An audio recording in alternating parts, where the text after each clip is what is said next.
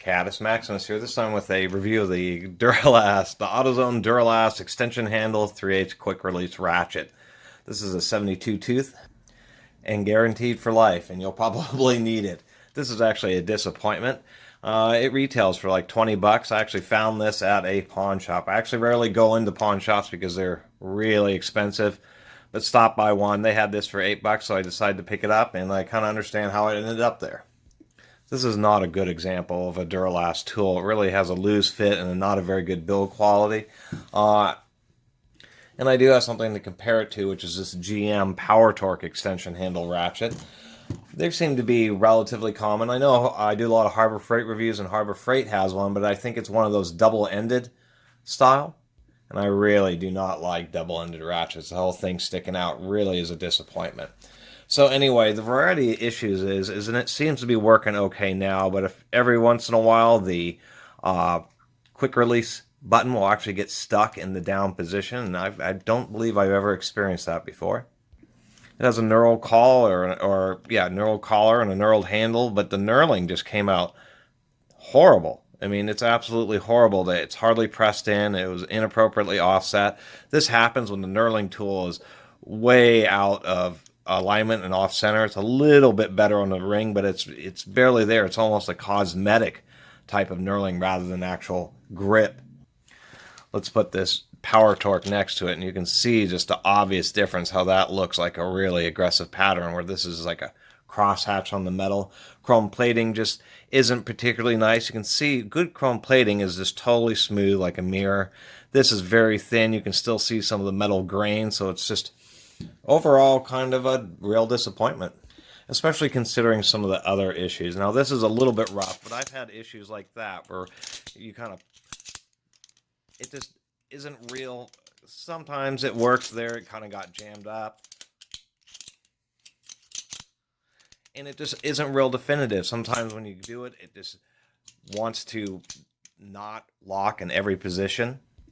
Another big issue, and somebody commented this on one of the reviews there, is there's an absolute enormous amount of play in this handle. If we get this a little farther away, you can see how much play there is, and it's like, wow, you know, that's asking for something to get really bent up in there and to have it really start catching and not want to go in very well, and it does that. It already catches. They use an interesting design where the ball lock has the detents on top, but the alignment groove on the is on the bottom, which in this case is a poor design choice because it allows the shaft to rotate, and there's quite a bit of rotation there where this top ball just doesn't quite get aligned, and we can see where I can just move this all the way in and out when there's a little bit of twisting force, and it just won't lock up at all. There, now it's cooperating. And I kind of liked it because it had a more of a normal ratchet head on it.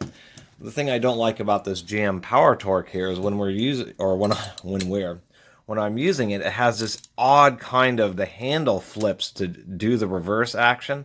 One, I'm a bit concerned because it's actually pretty darn thin right there where it's probably will break off.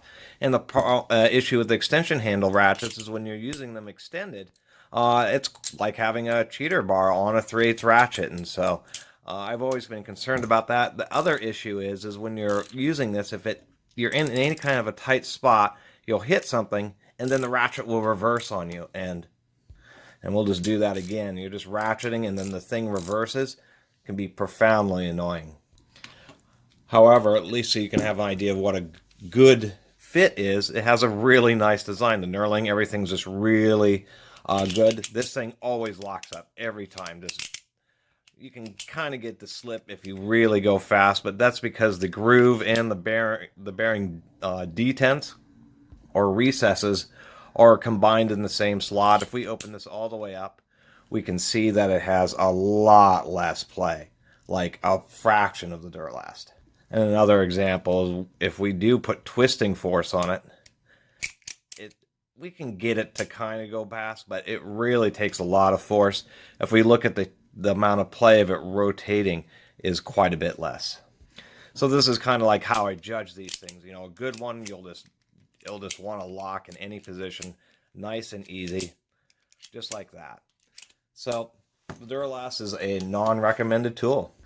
especially for 20 bucks, because this seems more like an $8 Harbor Freight item. But for anybody who is curious, we'll pop the snap ring out. It's kind of built like a gear wrench, where it uses a machined out recess and then a metal plate and a snap ring. Always be careful. I'd even do that, but kind of on smaller snap rings, hold your fingers over them, so if they do shoot off, they don't want to shoot off in your face, and it kind of keeps them under control. And wear safety glasses. What do we got in here? Whoop, there we go. So we had a single pawl design. There's our little spring-loaded detent. When I talk about these ratchets being rebuildable, that little pin is spring-loaded, and you just pull it out, and then the little switch pops out. And then here's our little ratchet wheel, and a very thin piece of metal right there, surprisingly enough. And then, of course, our single pawl, which actually does have an orientation there that it would be sitting into the ratchet in this direction. Anyway, I really appreciate everybody watching and subscribing, as well as all the comments. And if you haven't subscribed, please do. Until next time, Catus Maximus out.